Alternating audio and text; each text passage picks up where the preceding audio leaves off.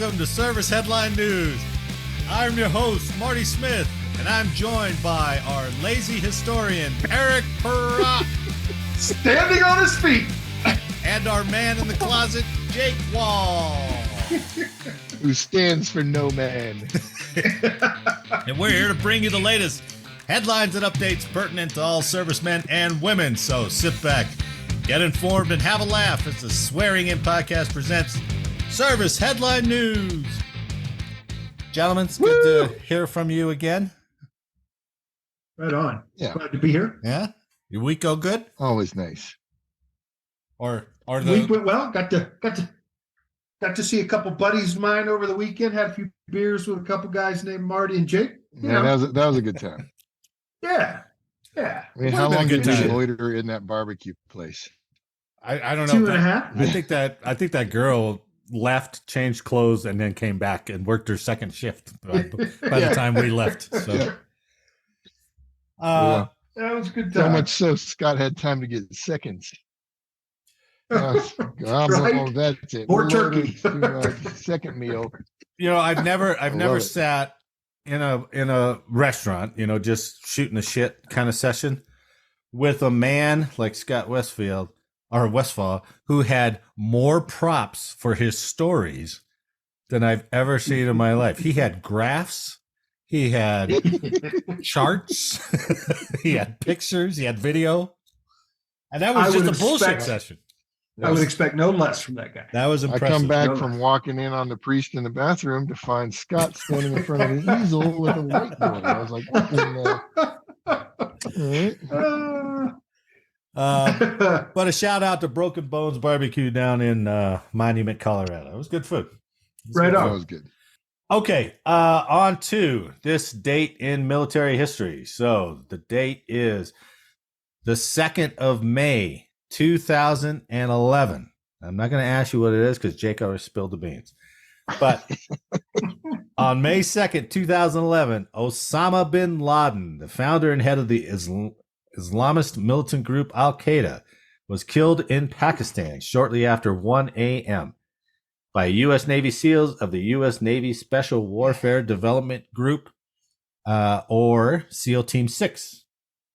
What was special Right about on. that operation, Jake? Well, Cairo was actually securing the perimeter so that people could go in and take Osama bin Laden. Now, we potentially may Cairo? have a whole bunch more My listeners dog who nominee. don't know who Cairo was. Yeah. I rode the Wonder Dog. Yep. The modern day freaking jump certified everything dog. That was my nomination for the all military dog guy. So, for those of you who are new to the podcast, we do a all military selection, and about a month ago, we had the all military dog. So we chose 3 dogs. My dog, Sergeant Stubby, won, rightfully so. Jake's dog, Cairo. Cairo didn't have rank, right, Jake? No, Yeah, of course no, not. they stopped awarding arbitrary things to animals. Or maybe it just Yeah. wasn't valiant enough to get a rank. Maybe that's what it was. Yep. Yeah. But Jake's dog was Cairo, who was Yeah. on that raid to get Osama bin Laden. So That's impressive. pretty cool. I didn't realize the date was May 2nd. So No south. It was cool. that was our day in military history. No, I was just going to say that's awesome. Yeah, it's hell, that's 10 years, right? It was 10 years Yeah. we were looking for that dude. So now, did we get his sons before or after? Am I confusing that with Hussein? I think you're confusing. Hussein's sons were a lot more. Because Hussein had I always get confused with it when they found Hussein or whatever. Yeah. Yeah. And he looked like who was that porn star? Ron Jeremy? Ron Jeremy, because he's all. It looks like he was all drunk and high and wet. Yeah. I always thought, oh, that's Ron Generally Jeremy. That looks like Ron slimy. Jeremy right there. You sure they captured Hussein? That looks like Ron Jeremy. Might not be the right guy, guys. Maybe they just reuse the footage. Yeah. All right, on to the news. So we've had a couple discussions about why there's no exact reason why recruiting is down, right? But there are a couple indicators that point towards that. Unfortunately, these first two stories may be some of those indicators why people aren't joining the military. So they're not great stories, but they are interesting.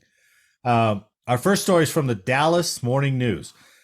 The headline is a national study examines quote unquote mystery Gulf War illness while veterans wait for relief. So I remember going in I remember in my unit, I was told a guy had I think they were calling it syndrome back then. Gulf War syndrome, right? And I was like, okay, I don't know what to do. He goes, well, he may have to leave for testing and stuff. I said, oh, okay. All right. And to be honest, when I was in, it was so poorly communicated that it almost had the hint of these guys are kind of faking it. And there was nothing that ever said that officially, but it had the there was also a ton of, you're right. There was no real effects on the individual, but there was that whole rash of birth defects of all the guys that were having kids. Yeah. And guys were fatigued, and it was like, he's just trying to get out of stuff, and there was enough doctors who spoke out that this isn't a real thing. It's just in their head. So bad on them. Sounds very similar to how COVID is now, right? Where you have two differing medical opinions, and whichever one gets there first is the one you kind of believe. Well, anyway, 30 years after the Gulf War, the National Institutes of Health and Department of Veterans Affairs have launched a 5-year study to understand the chronic symptoms of what's now called Gulf War illness. I didn't realize they changed the name. So maybe that name is a more of an acknowledgement that, hey, yeah, something's going on. We won't call it syndrome anymore. We'll call it illness. Dr. Robert Haley, a professor of medicine and epidemiology at UT Southwestern Medical Center, has been researching Gulf War illness since the 1990s. Haley said from the very beginning, this was called a mystery disease because nobody could agree on what the cause was.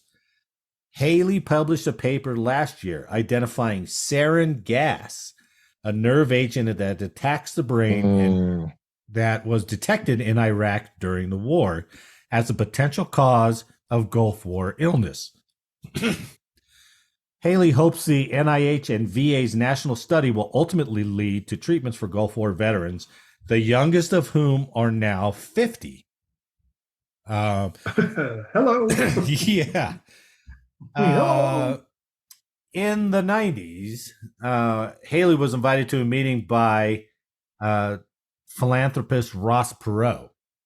And Perot was saying that he knew a lot of people that were coming to him with illnesses.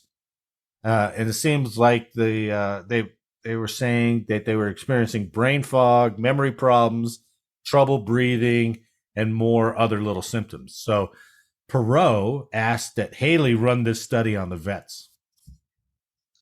He spent the rest of his career researching the disease. Cool. He found that Gulf War veterans had similar symptoms that were significant enough to constitute an illness, that the root of the illness seemed to lie in the brain, and that the main risk factor seemingly causing the disease was exposure to environmental pesticides or low levels of nerve gas during the war. He did so with funding from donors like from Ross Perot and also former Texas Senator Kay Bailey Hutchinson.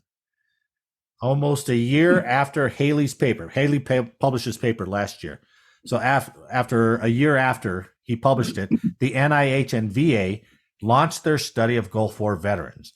Gulf War veterans can now enroll in the study, which will investigate how Gulf War illness looks in the brain and body to lay the groundwork for future treatments. Anthony Hardy, who served in the U.S. Army during the Gulf War, said the new study is important and encourages veterans to sign up. Hardy's group, now this is horrible. Hardy's group, Veterans for Common Sense and Vietnam Veterans of America, found that the VA rejected 90% of undiagnosed disability claims from Gulf War veterans from 2002 to the beginning of 2018. 90%. Marty, God. you and I discussed this, and it goes back to actually sounding like Agent Orange in the Vietnam War. Yeah. It's almost like this generation's Agent Orange, right? Yeah, it didn't have any influence on what was going on until after the war. People were sick, and they determined that it was a factor. And part of that was they brought it home, and then it didn't do anything for years, and then all of a sudden they got cancer. And there's nothing that they could turn to go to the VA and go, hey, I think you guys gave me cancer. And they're like, prove it. And they got nothing to prove it for. Yeah. So, but yeah, it's the same thing here for basically 30 years. And now they're finally doing a study. But they caution the results from it's a 5-year study. They're just starting now. So results from a 5-year study won't be published for a while after the study. And Hardy said veterans like him have been waiting decades for help and relief. So, it's interesting how Ross Perot got involved. Was he wasn't prior military at all, was he? No, but I think I know he ran for president. Was he ever a senator? Was he in politics at all, or was he just an independent guy? Yeah, he was in politics and stuff like that. He was actually a proponent of that kind of stuff. Yeah, for a while there. He said a lot of people. I didn't know that. A lot of people in his state kept coming to him saying, "Please help, please help." So, yeah. So I think all that started in Texas, and now they're finally. NIH is like, well, I guess COVID's done. We'll move on to doing the study on Gulf War illness. Okay, so on to another lousy story, and this is from the Las. I know. I hate to start the show. Another horrible story. It is another horrible story. Yeah. It's from the Las Vegas Review-Journal. So veterans of nuclear test sites seek compensation. Okay, well, that seems kind of an innocuous headline, but it's an interesting story. So Las Vegas resident Dave Crete, I think that's how you say his name, Crete. Dave Crete served in the Air Force's 4461st Security Police Squadron from 1983 to 1989 at the Tonopah Test Range, a part of the Nevada Test and Training Range. It's located about 160 miles northwest of Las Vegas. Have you been out to that range? Or do you know where it is? I only know where Silver Flag was at Nellis. I wasn't aware of any other range. So I know where Tonopah is. Oh, you do? They fly around there on red flags and stuff like that. Okay. So Tonopah Test Range was also the site for military airdrops and cratering tests with conventional explosives that was part of a program called Plowshare, which investigated non-military uses of nuclear explosions, according to an environmental assessment from 1975. What could possibly you use non-militarily for a nuclear explosion? No, I'll let you think about that for a second. Yeah. Deforestation, yeah, that would do it. Yeah. So I think Tonopah, if you ever see those old videos of a nuclear explosion and then you see the military guys with their glasses on, dug in the trenches. Yeah. Like that was at Tonopah, I think. Oh, I always wondered what was the lifespan of those guys who were in that photo. Because they're way too close. Nipples within a month. Oh my God. I mean, to have for everybody. To have the cloud in the background and those guys in the foreground with their protective dark glasses on. Yeah, but I mean, that's the thing. Like, you look back at that right now, and you're like, those guys were so dumb. Like, come on. Sure.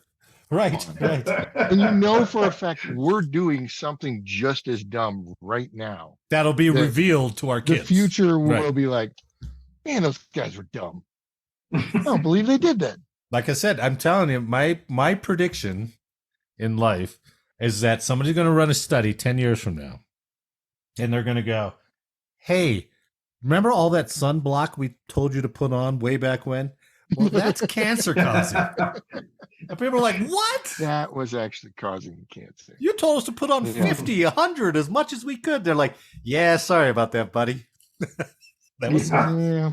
So I'm waiting for that. I thought we were doing justice to you. Right, Yeah. right. Okay, so Dave Crete and his unit provided operational security for the country's top secret F-117A stealth aircraft at the Tonopah test range, which the government didn't even acknowledge existed until 1988. Crete attended a reunion in 2016 with 8 of his fellow veterans who had served in the 1980s at the Nevada test site, when they noticed many of them had similar health problems. 6 of them had fatty tumors called lipomas on their bodies, and Crete himself had to get a lump the size of a grapefruit removed from his back about 10 years ago. Many also have pulmonary issues or some type of cancer. When they worked at the Nevada Test and Training Range, which covers 2.9 million acres of land, they say they were exposed to chemicals like plutonium, although they hadn't known it at the time because they were just security force guys. So they didn't tell them. About 40 years later, the veterans hope to be compensated for their medical bills. Officially, he said, he and his squadron were not there. It was highly classified, so compensating the veterans and their medical bills would require acknowledging they were there in the first place. See? Are you kidding me? Yeah. So when veterans try to file a claim through VA, they got denied because they couldn't prove they were exposed to radiation. The records for that period of time are quote unquote data masked or obscured, he said. Hey, I got cancer. I was like, well, I can't read through these big black magic marker lines through your record, so I guess you don't. Yeah. So I guess you don't. Nope. That's not the military's cancer. That's your cancer. That's rough. The U.S. government finally admitted Tonopah Test Range was used to test ballistic and non-nuclear features of atomic testing, which caused radiological and chemical contamination of soils. In 1963, a series called the roller coaster test was carried out to study the spread of plutonium from the non-nuclear detonation of nuclear weapons.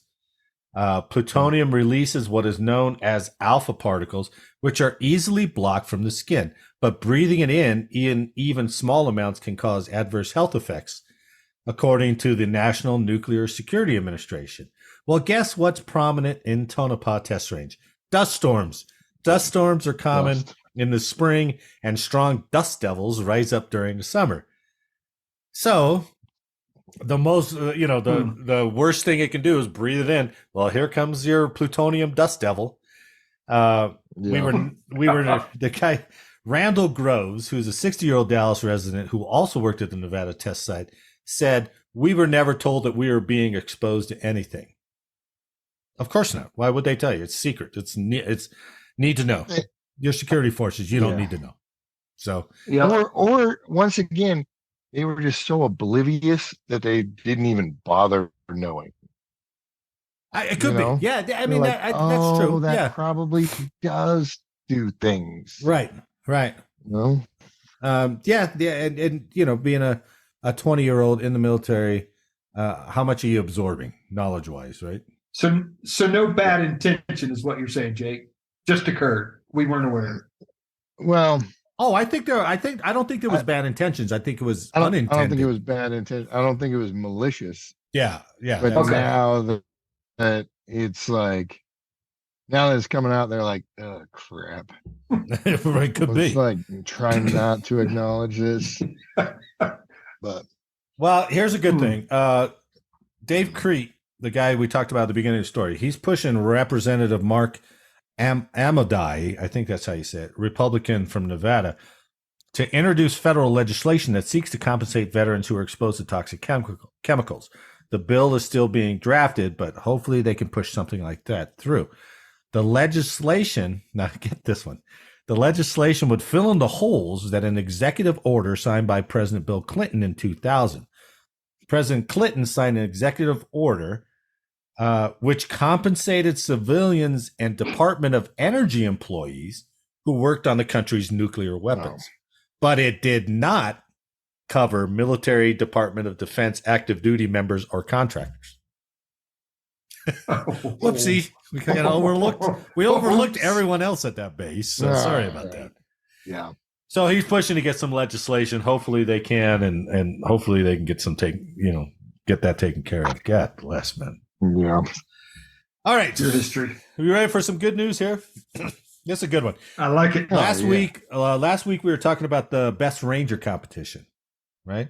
Well, I guess a week before that, they had run the international sniper competition. So out at was that part of the Ranger stuff? No, separate, totally. Or separate. So this was like a okay. whole week before, and this was held at Fort Benning. But an Army National Guard team wins this year's international sniper competition. A trio of Army National Guard soldiers put the marksmanship skills on display, taking home the top spot at the 2023 International Sniper Competition held April 10th through the 13th at Fort Benning. Team leader Sergeant First Class Eric Vargas of the New Mexico Army National Guard, along with Staff Sergeants Benjamin Cotton and Alan Smith, both of the Arkansas Army National Guard, bested 34 other teams representing different branches of the U.S. military, as well as snipers from Australia, Canada, Denmark, Estonia, Germany, Ireland, Netherlands, Sweden, and the United Kingdom.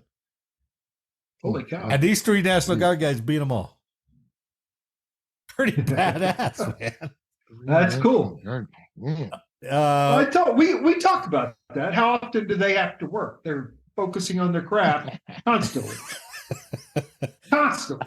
Well, you know what it is, Eric. They're probably like, "Oh, you guys are so good a shot. All we're going to do is just have you shoot all weekend, right?" Kind of like, I don't know, playing football in another country or something like that. You're like, "Where's Parat?" And he's like, "Oh, he's on the practice field." It's like, God damn that guy. Yep. Okay. All right. You got me. I like that callback to your shitty military past there, Eric. You got me there.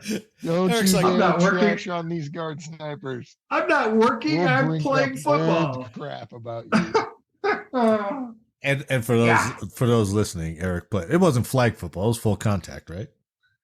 Yeah, it was. And where was that? That was in Turkey, right? When you were in Turkey? That was in Turkey. Yep. So full contact.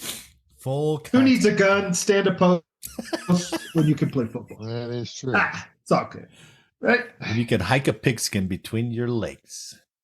It's not like either nobody- one of us would have chosen any differently. If that was an option, I'd be like, heck yeah. Yeah. Oh, I say that completely out of jealousy. I would have done what Eric did, or if they're like, "Oh, I'm that good of a sniper, okay, I'll just go snipe all day." I would have done it in a heartbeat. Too. Heck yeah. So it's just envy and jealousy out of me. So I admit that. I admit it.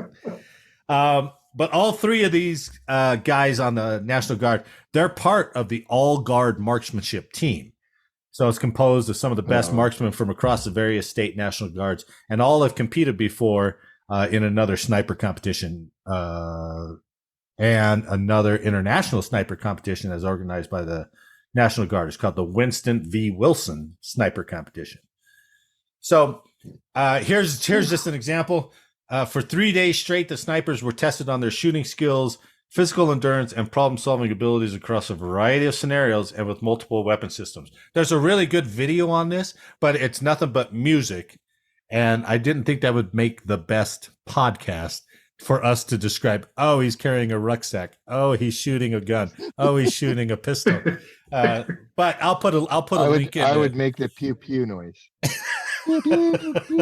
Well, no, the military's really slick on their production of these videos, and it has all this rockin' music over it. So I couldn't even hear your pew pews. But I'll put a link to it in the description so people can see it. So for 3 days, and they had to do shooting skills, physical endurance, problem-solving abilities, across a variety of scenarios and with multiple weapon systems. So I saw them shooting not only their sniper rifles, but also M16, also I guess it was 9mm. But it didn't look like the SIGs. It almost looked like the old Berettas. So, but the first event was a stalking exercise, which required the teams to infiltrate at night and continue movement into the day. Other events tested the ability of the snipers to think and act quickly. You'd have the team leader have to assemble basically a jigsaw puzzle, and then that would reveal a target designation. Then we would have to identify the target and engage.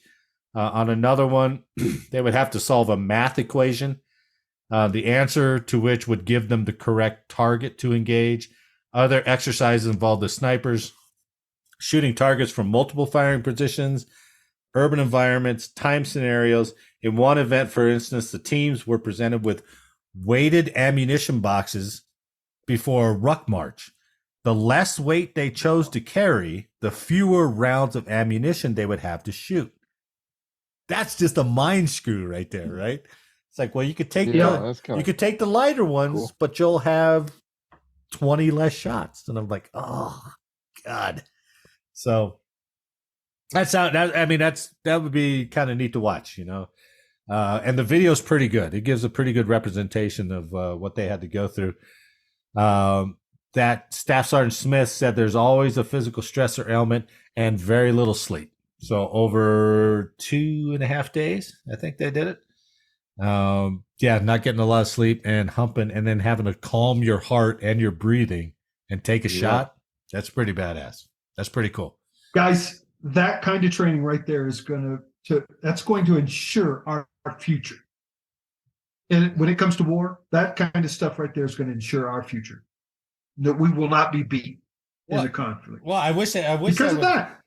I wish it would extend down to more. I wish they give you more rounds to go to the range to practice instead of just like twice a year. Yeah. I mean, how many times you were security forces, Eric? How many times you get to go to the range?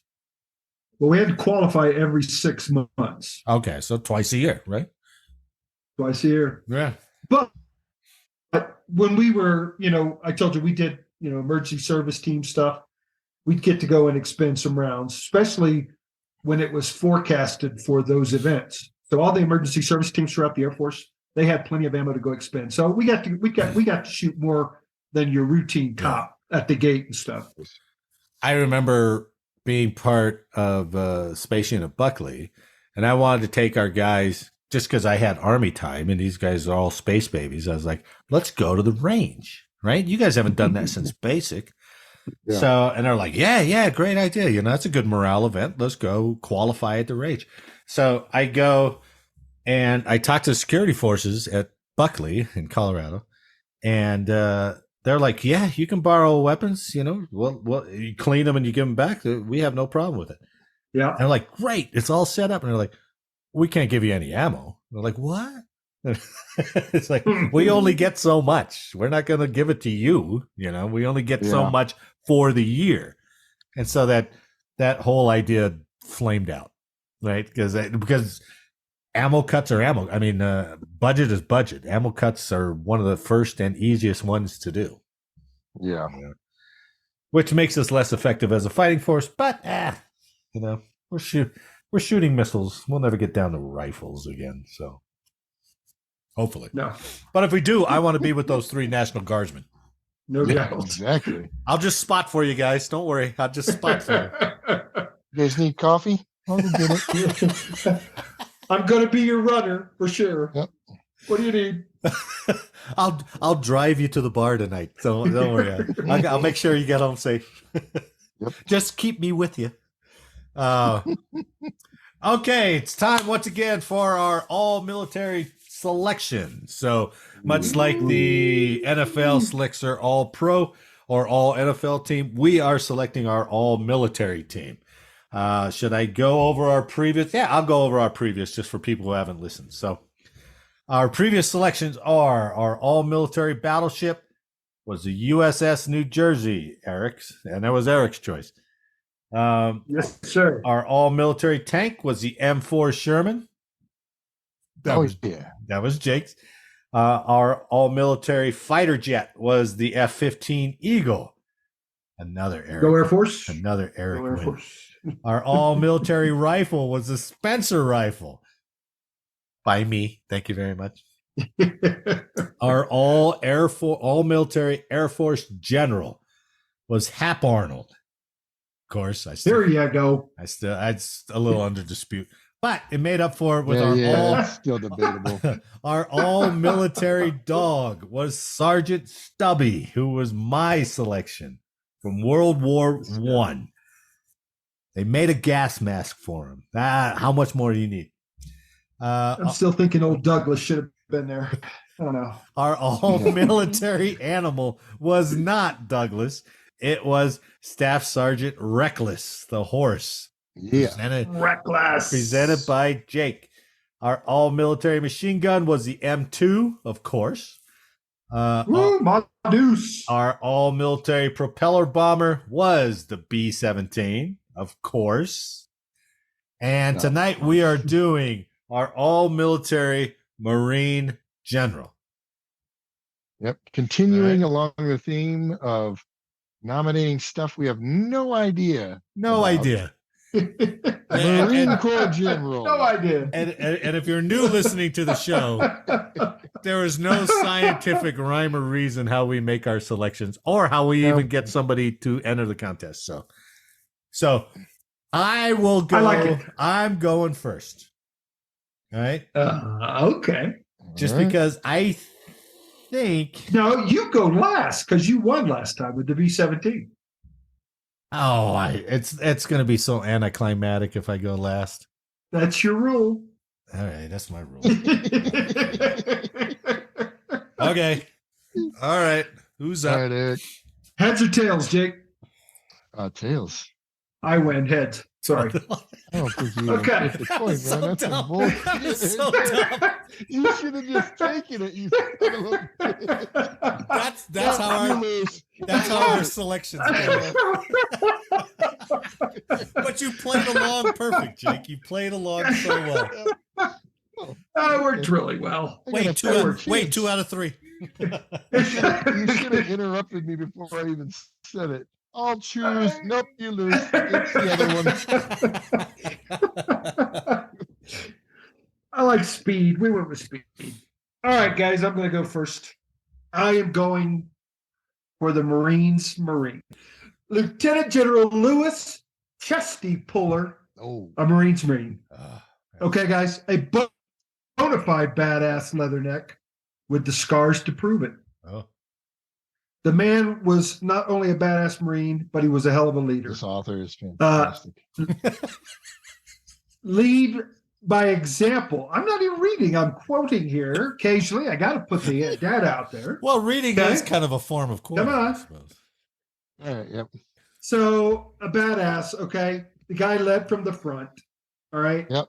There is a tradition that Marine officers do not eat before their enlisted men, and it was due to Chesty Puller because he felt all his men ate before him. This is a guy that we're not even talking about his war feats yet, taking care of his men, all right? All right, so Chesty was born 1898, West Point, Virginia. Okay. So that's where he started. That's where he was born. Goes right into the Marine Corps. And here's why he's a legend. I'm going to make it very quick, okay? Puller got his famous nickname because of his big thrust-out chest. The myth was that the original had been shot away and the new chest was a steel plate. Oh, that's a good. I never knew that one. Yeah. Others state that Chesty was an old Marine expression meaning cocky. A few claim that he developed the chest from shouting commands above the noise of battle. All right. Most decorated Marine. Puller was the most decorated Marine in history and the only Marine to receive 5 Navy crosses. He led his Marines in some of the bloodiest battles of World War II, including Guadalcanal and Palau, the names of which forever speak of the Marines' exploits and sacrifices. In Korea, his 1st Marine Division was he was the leader of the landing at Incheon in September 15th of 1950, earning his Silver Star in the process. Shit. He was given the Distinguished Service Cross from the Army for action from November 29th to December 5th of the same year. and his 5th Navy Cross for action during December 5th through the 10th at the Battle of Chosin, Oh man, the reservoir. Jesus. Yeah, this guy was everywhere. He served. It was during the battle when he made the famous quote, "We've been looking for the enemy for some time now. We finally found him. We're surrounded, and that simplifies things." Oh, that's a good one. Fuller was commissioned as a second lieutenant during World War I. As the war wound down, he was put on inactive status and given the rank of corporal. So both enlisted and officer. Fuller's legend preceded him and served him well, leading young men. His men knew that he had their backs because he had humped through the jungles, endured the harshest of conditions, and been wounded in battle, just like them. He never asked his men to do something that he wouldn't do. Some say that his straightforward attitude while serving him well in combat and respect from his men caused him to be passed over for receiving the nation's highest award, the Medal of Honor. All right, Brigadier General in 1951. That was after Chosin. So, Okay. yeah, he led him in a landing at Incheon, September 1950. Earned his 5th Navy Cross at Chosin Reservoir. That action also earned him a promotion to Brigadier General in 1951 and Major General in 1953. No, there you go. In 1954, he assumed command of the 2nd Marine Division at Camp Lejeune, but was forced to retire a year later because of ill health. He died in 71. He lived a long life. So, guy was a badass, man. I'm telling Lewis you. B. Chesty Puller. Here's his most important and lasting contribution. The fact that the Marine Corps mascot, the Bulldog, is constantly named Chesty. oh, We are literally on like Chesty 52 or whatever it is. No, I'm just kidding. We're on Chesty 14. wow, that's Corporal Chesty 14, the 14th, is the official Marine Corps mascot, and it is named directly as an honor to Chesty Puller. It's interesting. Today's Congress is still talking about upgrading one of his Navy Crosses to the Medal of Honor. He's the only guy that's been in that many conflicts and that much valor and was not awarded or even put in for the Medal of Honor. Okay. Close but no cigar. Unlike you may have the dark horse here. Yeah, you may have the dark horse, Jake. All right. You said a Marine's Marine, blah, blah, blah. Okay. Smedley Butler. Born a Quaker, raised a Quaker. A couple of generations before, both his grandfathers fought in the Civil War, and they were Quakers, so they gave up their pacifism. He was nicknamed the Fighting Quaker. He commissioned in the Marines, lied about his age. At the age of 16, he got commissioned just to go in the Spanish-American War. All right. Wow. Missed 16? At 16, he was commissioned as a lieutenant in the Marines, lied about his age, was going to fight in the Spanish-American War, and it didn't last long enough for him to get out of training and to go. Disappointed, he stayed in the Marines. Not long after that, he got to go fight in the Philippine-American War. What did he do? The most Marine Corps thing ever. He got freaking blasted before they moved out and fought in the Philippines. He got blasted and got a high chest, like neck to waistline, eagle, globe, and anchor tattoo. Whoa, the Quaker did that? The Quaker, full chest piece, oh my God. Marine Corps, eagle, globe, and anchor tattoo. Really? That's pretty ate up. That's pretty ate up. Pure Marine Corps fashion, savagely infected. Missed the first couple of days of the war. No way. Yep. So he missed it. Oh, wow. Once he got back, however, he proceeded to, you say, kick all kinds of ass. in one engagement, one of his privates basically compound fractured his leg. Smedley. Sure, it was Chesty. Yeah, no, Smedley grabbed him, drug him back to the trench, got four of his other Marines to pick him up, and they all proceeded to carry him 14 miles back to the medical tent. Yeah. And that wasn't just Smedley. This was World War I? It was not. This was the Philippine-American War. Oh, Philippine-American War. Okay. Jeez. Right? 14 The other miles. the other four guys got the Medal of Honor. He did not because he was an officer. He just got a promotion. Oh, jeez. So, as a result, there is the Boxer Rebellion in China. So they're like, well, Butler did good. Send him over to China. They're literally taking a hill on day one of his engagement in China. He gets shot in the chest at long distance. It just so happened to hit one of the metal buttons on his uniform and crush in a way that it didn't actually penetrate his chest. Wow. Oh, He carried that button with him for almost the remainder of his whole career. Jeez. As a reminder. They won the Boxer Rebellion, or they put down the insurgents in China. He went on a full campaign called the Banana Wars, which was wars all in South America. Yeah, all South America, Central America. Yep. It turned out to be a sketchy financial, political thing, but it was fighting in the Caribbean, fighting in Central America, fighting in Panama Canal area, in Honduras. Jeez. So in Honduras, then he led one of the aggressions and was really good at organizing these guys. In Veracruz, he won. He got his first Medal of Honor. That's his first, Eric. First Medal of Honor. All right. Pretty hardcore, but it's not as kind of cool as his second Medal of Honor, which was won in Haiti, 1915. So as Haiti traditionally does, every 10 years or so, they overthrow the government. Yeah. Right? Well, they're doing that currently. Yep. It's a thing. It's a thing. It's just like riot season in France. Yeah, right. Somebody's going to riot during the summer months, so they don't have to work. So either way, it's just a custom, I guess. Haiti. So in one of these overthrowings of the government, Smedley was leading 44 mounted Marines as they were approaching one of the old French forts. They were ambushed by 400 of the rebels. Jeez.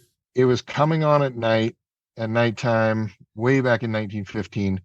So they hunkered down and held their position overnight and fought off random insurgents throughout the night. Sunrise comes up. Butler's like, all right, we're taking the attack to them. And they freaking go and storm and chase everybody. They chase everybody off. They run out of the pits in 3 directions so that all the rebels were like, holy crap, what the hell's going on? And they end up all fleeing. They killed a bunch of them, but they still all fled. And they chased them off. A month later, he leads an attack on one of the final forts, takes over the final fort in less than 20 minutes or something like that with his group, killed over half the Haitian rebels in the fort, was awarded the U.S. Medal of Honor and the Haitian Medal of Honor for his bravery and action during that war. That's an important decoration. Yeah. Well, don't worry, because in World War I, later on in World War I, he will win he will win the Navy Distinguished Service Medal. He will also win the Army Distinguished Service Medal. And you might poo-poo on this, but the French Order of the Black Star. Whoa, that sounds badass. Yeah. Yeah, it's as good as the Haitian Medal of Honor. Potentially. Right. so he's doing so good at this, and he's got his 1-star. He was the youngest Marine in history to be awarded a general position. So he was awarded brigadier general at the age of 37. 37. Yep. Hmm. So him and Lejeune were good friends too. yeah. So Yeah. he's flying like he was second lieutenant at 16. He's brigadier general by 37, and then he hits a long, kind of a pause almost. So this may or may not be considered in his military history. He officially, the city of Philadelphia requested military help in stamping out organized crime. So the president was like, hey, take Smedley. And so Smedley goes on official leave, gets hired by the city of Pennsylvania. In the first week, Wait, what do you mean the city of Pennsylvania? Or sorry, the city of Philadelphia. Yeah, Oh. sorry. City of Philadelphia. Sorry. That's a big city, Pennsylvania. Yeah, big city. Gets hired by the city of Philadelphia. In the first week, he goes on to raid and destroy 900 speakeasies. Oh, 900. Yeah. So the very next month, he goes on. He's like, well, that problem's solved. So I'm going to go on and I'm going to fix the old whorehouse issue.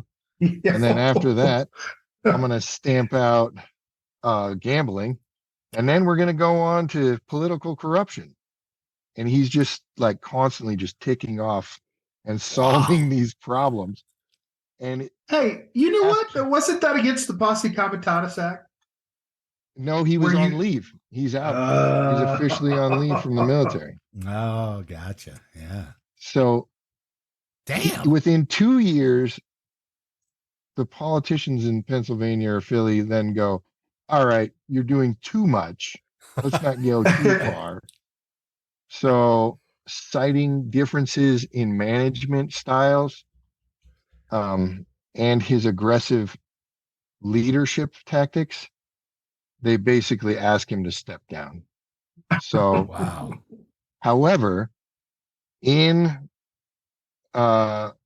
Philadelphia, in City Hall, they have a plaque dedicating that building to him and his efforts towards cleaning up corruption. Then he goes back into the Marines and finishes out his tour, gets his 2nd star, and finishes out his tour as head of Quantico. After that, he goes on to, as a good majority of these military members do, he goes on to speak out against the government and basically say how all the banana wars were a racket. It was all out. The government cannot be trusted, and they're just out for money, and corporations are running the government. You know, Chesty Puller did the same thing. And so at the end of his career. So did my guy. Yeah. And so, I mean, a lot of those military people, and you just get ingrained and get to see just enough behind the curtain to be pissed off and frustrated, you know? Right. Yeah. So. Yeah, it is amazing how many of those old guys were basically anti-war. Yeah. Of course, if you see war, you want to be anti-war. Definitely. Yeah. You know? Yeah, for sure. So Smedley Butler, 2-time Medal of Honor recipient, multiple wars, first youngest ever brigadier general in the Marine Corps. More importantly, because of drinking and tattooing, missed a military movement. Full awesome. Marine Corps chest tattoo. I think he was one heck of an individual. Well, I tell you, that's why I wanted to go first. Yeah. So anyway, my nomination is General David Monroe Shoup. He was born in 1904 He died in 1983. He was a general of the United States Marine Corps who was awarded the Medal of Honor in World War II. He served as the 22nd Commandant of the Marine Corps, and after retiring became one of the most prominent critics of the Vietnam War. So he was born in Battleground, Indiana. He attended the DePaul. It sounds like DePaul, but it's spelled DePauw, DEPAUW University, where he was one of 100 awarded the Edward Rector Scholarship, giving him full tuition. He majored in math. He opted to enroll in ROTC to offset his living expenses, and later recalled that this was the only reason he joined the military. So he graduated from the college in 1926. In 1942, Shoup was named as Operations and Training Officer of the 2nd Marine Division, and he was promoted to Lieutenant Colonel in August 1942. In mid-1943, Shoup was transferred to the staff of Major General Julian Smith, commander of the 2nd Marine Division, and tasked to help plan the invasion of Betio on Tarawa Atoll. He was tasked with drawing up initial. This is funny. He was tasked with drawing up initial plans, designating landing beaches. He was an ops officer, so designating landing beaches on Betio for the 2nd Marine Division, and overseeing some rehearsals. However, after Colonel William Marshall, commander of the 2nd Marines, suffered a nervous breakdown before the invasion, Smith promoted Shoup to colonel and gave him command of the regiment. Said, "You're going in." It's like, geez. I was just planning it. He's like, "Nope, get your gear. We're going."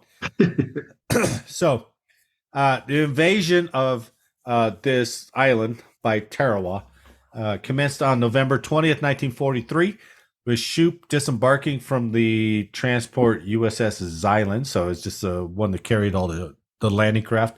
His force met heavy resistance on the beaches. His landing craft was disabled by shore fire.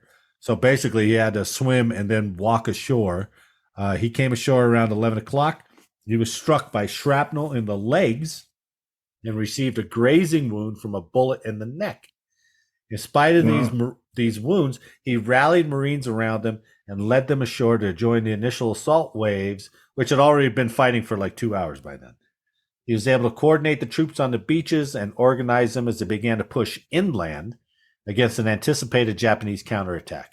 He continuously organized attacks on the defenders and was noted for his bravery and vigor during the conflict. Ooh. That's interesting. This guy was very vigorous. I'm noting that in my journal. On the 2nd day of the attack, he ordered an advance inland by the remnants of the 1st and 2nd Battalions of the 2nd Marines. By the afternoon, Shoup was confident the Marines were winning the battle, and reinforcements began to arrive. He was at 1600. He composed a lengthy situation report to division headquarters, culminating in the phrase, quote, "combat efficiency, we are winning," end quote. That's all he wrote. He's like, "Don't worry, we're winning. We're winning." We got it.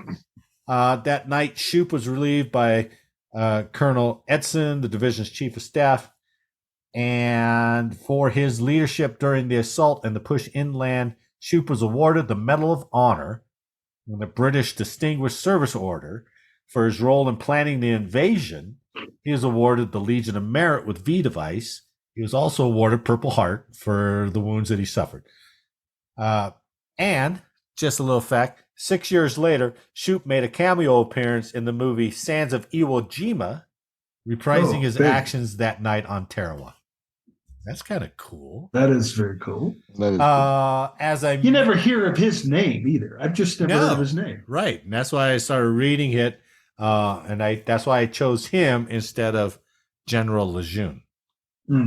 As a major general, Shoup was unexpectedly nominated to become Commandant of the Marine Corps by President Dwight D. Eisenhower at the behest of Secretary of Defense Thomas Gates, Jr. To prepare for this duty, this is funny how they do the ranks back then. To prepare for this duty, he was promoted to Lieutenant General on November 2nd, 1959.